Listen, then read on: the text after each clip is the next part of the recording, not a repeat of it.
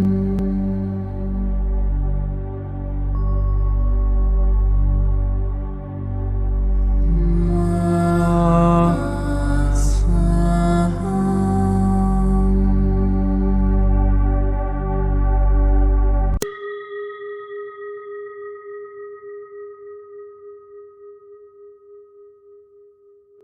qui suit est la transcription d'un échange entre Mathias de Stefano, désigné ici comme moi, et son soi supérieur désigné comme je suis. Dans cette capsule, la voix féminine incarnera le moi, tandis que la voix masculine représentera le je suis. Cette conversation intitulée La Vision a été réalisée le 25 août 2020. Dis-moi, que vois-tu? Je vois ce que mes yeux me permettent de voir. Et vos yeux sont-ils dignes de confiance? Non, ce ne sont que des outils qui essaient de faire de leur mieux pour capter la lumière. Et en fonction des besoins de l'environnement, chaque œil a évolué pour capter la lumière de manière différente. Un insecte, un poisson, un chat, un humain, un oiseau, ils voient tous différemment. Pourtant, ils observent les mêmes choses. Ce que nous tenons parfois pour acquis, c'est que les choses que nous voyons sont réellement telles que nous les voyons. Et nous ignorons cette vérité, à savoir qu'elles sont uniquement telles que nous sommes capables de les voir. Au cours des millions d'années d'évolution, chaque organisme a utilisé l'outil de collecte de lumière pour identifier l'espace dans lequel il se déplace. L'œil est un groupe de cellules photosensibles qui convertissent la lumière en impulsions électriques via les nerfs, qui transmettent ces données au cerveau, qui traite l'image. En fonction de la capacité et de l'amplitude de capture des gammes lumineuses que possède chaque individu ou espèce, la lumière sera fragmentée et certaines ondes pourront être capturées, ou plus ou moins rapidement, courtes ou longues, permettant de voir une couleur plus qu'une autre. Cela signifie qu'un animal qui se déplace la nuit capte mieux la lumière et voit beaucoup plus de nuances qu'un animal diurne. Au fond, nous voyons tout ce que notre capacité nous permet d'observer. La réalité est relative à l'observateur. Tout ce que vous voyez dans le monde dépendra donc directement de votre capacité à le percevoir. Plus votre capacité à regarder le monde est limitée par vos croyances, par vos positions idéologiques, par vos expériences, alors la façon de voir le monde sera très basique et réduite, limitée aux choses que vous connaissez, amenant tout à comparaison. Mais si vous élargissez votre monde, si vous vous ouvrez à de nouvelles réalités, à de nouvelles expériences, à d'autres façons de penser, à d'autres façons d'agir, alors votre vision sera beaucoup plus large, vous permettant d'intégrer une conception du monde beaucoup plus large, plein de possibilités. Et comment puis-je voir la vérité dans tout cela? La vérité ne peut pas être vue, car aucun œil ne peut tout voir. Eh bien, tout le monde dit que l'œil unique qui voit tout est l'œil de Dieu. Tout à fait, si ce n'est que ce Dieu qui regarde n'a pas un seul œil, mais tant qu'il est capable de tout voir. À quoi cela ressemblera-t-il? Lorsque la vibration a commencé à s'étendre dans l'univers, elle a cherché les limites de son espace, de la même manière que cet organisme cherchait l'espace dans lequel il se déplaçait. Puis, grâce à l'apparition de l'énergie, il fut capable de créer de la lumière. Et ainsi, la vibration génératrice de lumière voyait les directions de l'espace. Selon que ces ondes résonantes étaient courtes ou longues, la lumière montrerait une couleur ou une autre, comme un arc-en-ciel. La ramification des couleurs créait un arbre des possibilités. Et chaque extrémité de cet arbre commençait à chercher la lumière. Imaginez donc que vous êtes un être unique qui cherche à tout voir, mais qu'un seul œil vous empêcherait de voir toutes les perspectives. Ensuite, cet unique œil de conscience s'est d'abord divisé en deux, l'un regardant vers la lumière et l'autre vers les ombres. C'est ainsi que l'équilibre a été créé. Cet équilibre permettait de focaliser un chemin neutre au centre, permettant aux êtres de se constituer une image précise à partir de l'image des polarités. Et ceux-ci ont continué à se multiplier des milliards de fois. Chaque feuille de l'arbre était un œil de plus. De cette façon, le grand œil pouvait voir de plus en plus. Le paradoxe est que plus le nombre de perspectives est grand, meilleure est la compréhension de la vérité. Cela semble contre-productif, car il y a davantage de conflits entre les visions. Comment le grand deuil voit-il ce qui est réel? Parce que les yeux qui regardent vers l'extérieur élargissent leur vision. Mais ils ne l'intègrent pas. Pour l'intégrer, les yeux doivent se fermer et contempler le reflet intérieur. La glande pinéale, le troisième œil, la trinité de la vision. Les deux yeux qui représentent la dualité se concentrent sur la lumière et l'obscurité, la logique et l'illogique, l'art libre et les sciences exactes, le féminin et le masculin. Ils cherchent donc la création constante de nouvelles perspectives. Mais derrière les deux, au centre, se forme l'image trinitaire de l'essence. Tout d'abord, vous devez comprendre ce qui a été dit. Tout ce que voient vos deux yeux est une perspective de l'extérieur, et celle qui est absorbée par les cellules photosensibles et transmise par les nerfs oculaires au cerveau. Ce sont des données simples, comme l'algèbre, comme le code Morse ou les bits ou LED sur l'écran que vous regardez. L'image envoyée est traitée par le cerveau en miroir dans tous les sens. L'image est assemblée intérieurement comme un contraire, presque comme le négatif d'une photo. Et le dit négatif est assimilé par les neurones sur la base des données précédentes, comparant rapidement cette nouvelle information avec tout ce qui a été traité précédemment. Cela génère une vision sélective, dans laquelle le plus grand pourcentage de ce qui est reçu est rejeté, car il est considéré comme une information inutile, puisqu'il est entendu qu'elle existe déjà dans la bibliothèque de données cérébrales. Et parmi ces données précises existantes se trouvent les impulsions émotionnelles d'expérience vécues antérieurement, ce que nous appelons la préconception, c'est-à-dire un concept antérieur, un fait ou une circonstance antérieure qui détermine tout ce qui suit. De cette façon, notre cerveau évalue ce qu'il reçoit à travers ses yeux, ce que nous appelons préjugés, c'est-à-dire quelque chose qui était auparavant considéré comme juste. De cette façon, le cerveau élabore son interprétation de ce qu'il voit, de sorte que rien de ce que vous observez ne sera jamais vraiment la vérité. Ainsi, la troisième vision, la vision interne, est celle du concept, celle de l'idée. Ce troisième concept, géré par la pinéale, n'est donc pas, comme beaucoup le croient, la vérité interne, mais plutôt l'idée que nous nous faisons de l'extérieur.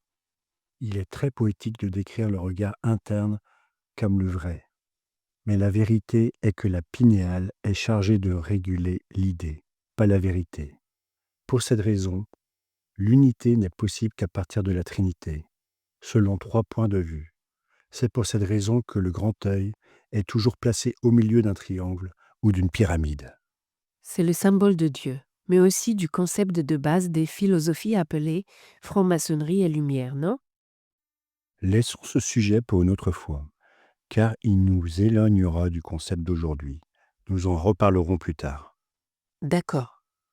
Le grand œil est donc celui qui génère le pouls de l'existence à travers l'aspect trinitaire. Vibration, énergie et matière, qui produiront les attributs d'amour, de sagesse et de volonté, qui manifesteront des sons, des lumières et des formes, qui sera ensuite observé par votre œil droit, votre œil gauche et la pinéale. Cette glande incarne les idées de l'esprit, du mental universel, descendant la conscience dans la matière. Mais tout comme vous, ouvrez et fermez les yeux. Ce troisième œil fait de même. Il se ferme et s'ouvre. Sur le plan hormonal, cette glande est chargée de générer la réaction chimique qui nous rend somnolents et nous réveille. Biologiquement, nous pouvons constater que le réveil est inévitable. Et c'est ce qui nous pousse à chercher la lumière du jour, à avancer dans la vie et à accomplir nos activités quotidiennes. Tandis que d'un autre côté, la même glande nous dit quand cela a suffi et que nous devons nous endormir. Il nous avertit par la fatigue, l'épuisement, la fermeture forcée des yeux, qu'il est nécessaire de dormir. Eh bien, personne ne peut vivre toute sa vie éveillé, puisque vous ne le saviez sûrement pas, c'est pendant le sommeil, pendant que vous dormez, que toute l'énergie que vous avez utilisée pendant la journée est assimilée par votre corps. nourrissant chaque cellule. C'est le moment où vous ne dépensez pas d'énergie cellulaire et où vous pouvez donc manger. Votre corps se régénère et se nourrit pendant votre sommeil. Et au niveau de l'âme, au niveau émotionnel, comment ça se vit? Nous appelons cela le sommeil de l'inconscient et l'éveil de la conscience, également régulé par la même glande et ses hormones. La pinéale vient du concept pomme de pin en raison de la forme que cette glande a par rapport à la graine de pin.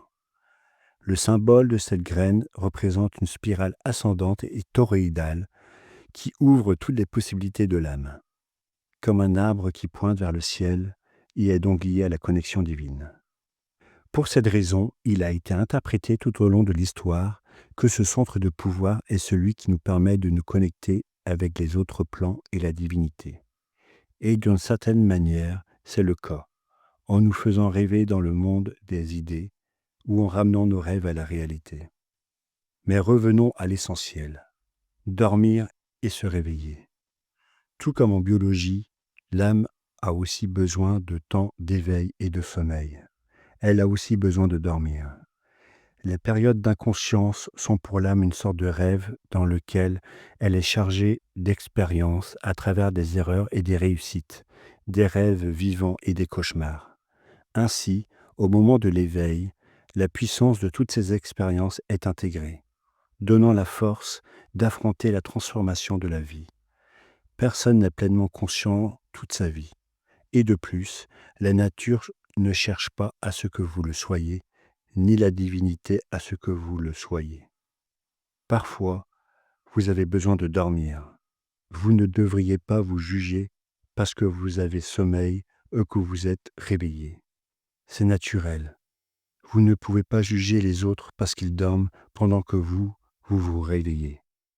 J'ai toujours dit que ceux d'entre nous qui se sont réveillés plus tôt avaient la responsabilité et le service affectueux de préparer le petit déjeuner pour ceux qui essaient encore d'ouvrir les yeux. Et parfois, vous êtes nombreux à préparer votre petit déjeuner à moitié somnambule.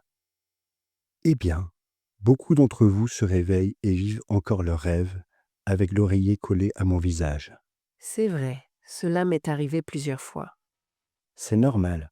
Dans un processus aussi long que la vie, ouvrir les yeux prend des années. Chaque jour, vos yeux physiques vous préparent à ce moment, jusqu'au jour où vous ouvrez les yeux de l'âme. L'âme vit une vie très étendue à travers de nombreux corps. Est-ce pour cela qu'on dit que nos yeux sont les fenêtres de l'âme? Eh bien, c'est poétiquement précis. L'âme a vu et a enregistré dans son énergie tout ce qu'elle a vécu, le traduisant en vous sous forme d'émotion. Cela rend notre appréciation des vérités du point de vue de l'âme qui nous pourrions contempler dans les yeux. Donc, en résumé, je ne peux pas voir la vérité, je ne peux en voir qu'une infime partie. De plus, dormir en conscience n'est pas aussi mauvais qu'il y paraît. Il semble que tout ce qu'on nous dit soit une sorte de mensonge précipité. En réalité, l'humanité est en train de vivre un réveil. Et ceux qui se réveillent plus tôt et voient que c'est une belle journée ne veulent pas manquer une seule minute de ce magnifique soleil. Ils veulent que tout le monde se réveille pour profiter de ce soleil ensemble. Ce qu'ils ignorent, c'est que dans 12 heures ou moins, le soleil disparaîtra à nouveau dans le coucher du soleil, renvoyant la nuit, le sommeil, et à nouveau, il se lèvera. C'est constant. C'est un gros problème. Se battre pour que quelque chose de circulaire soit linéaire au lieu d'apprendre à bouger au rythme de l'univers. Le besoin de se réveiller et d'être toujours éveillé en conscience équivaut à penser à se réveiller aujourd'hui et à ne plus jamais se rendormir. Si les humains apprécient tellement le moment de dormir, pourquoi ne peuvent-ils pas profiter de leur période de l'inconscience? Aujourd'hui, je disais à mes amis qu'il m'arrivait quelque chose d'étrange, qui ne m'était jamais arrivé auparavant. C'est-à-dire que, quand je m'endors, je serre l'oreiller dans mes bras et je souris très fort, presque en riant, de bonheur. Cela ne m'était jamais arrivé. Parce que vous apprenez à embrasser votre ombre, à vivre ici et maintenant. Vous avez toujours vécu dans le futur, dans ce que vos yeux ne vous peuvent pas voir. C'est la première fois de votre vie que vous appréciez le présent et fermer les yeux ne vous fait pas de mal, car s'endormir signifie être pleinement dans le présent. Maintenant, je vous propose quelque chose. Mettez-vous devant le miroir et fixez vos yeux, vos pupilles. Laissez votre perception et vos idées préconçues vous montrer comment votre vision de vous-même est déformée, jusqu'à ce que vous perdiez le sens de votre forme, quand il ne reste plus que vos yeux. Perdez le sens de la forme et demandez-vous, que vois-je en moi? Puis-je sourire à ce que je vois? Quelles sont les déformations que je n'accepte pas en moi? Elles ne sont que dans mon esprit. Et ce que je n'accepte pas dans ce que je vois, ce sont les idées préconçues et les préjugés sur ce que je vois. Mes idées sur la façon dont le monde devrait être, et non sur la façon dont il est. Souvent, lorsque je m'observe, je n'accepte pas beaucoup de choses concernant mon corps. Mes cheveux et mon ventre sont les deux choses que j'ai le plus du mal à accepter dans mon corps. Et pourquoi? Avant, c'était une question esthétique. Mais maintenant, étant plus conscient, je comprends que je nie tellement ce que j'ai en tête. Ce que je sais, c'est que je pense ce que j'ai en tête en espérant toujours que c'est mieux, de pouvoir le faire de la meilleure des manières, en jugeant ce que je fais comme inutile, que j'ai projeté tout ça dans mes cheveux.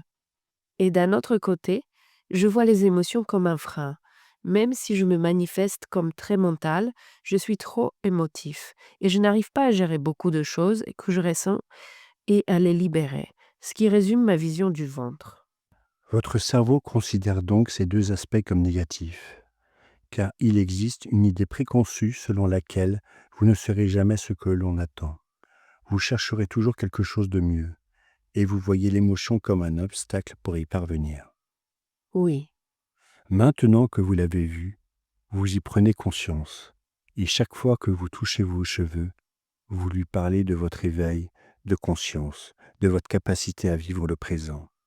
Et quand vous caressez votre ventre, vous lui dites que les émotions sont tous les outils que vous allez utiliser. Vous essayez juste de comprendre comment il est et l'utilité de chacune. Parlez à votre corps. Votre corps n'est pas réel. C'est ce que vos yeux en voient. Changez votre vision intérieure et ce que vous voyez changera. l'éveil des consciences est un long chemin. C'est accepter que le réveil est sonné. Nous avons tous du mal à sortir du lit. Personne n'exige que tu te lèves. L'esprit leur montre simplement que la journée est belle dehors et que le petit déjeuner est déjà servi. J'ouvre les yeux et je vois le soleil. Je projette une nouvelle vision sur le jour qui commence. Alors, passe une très bonne journée.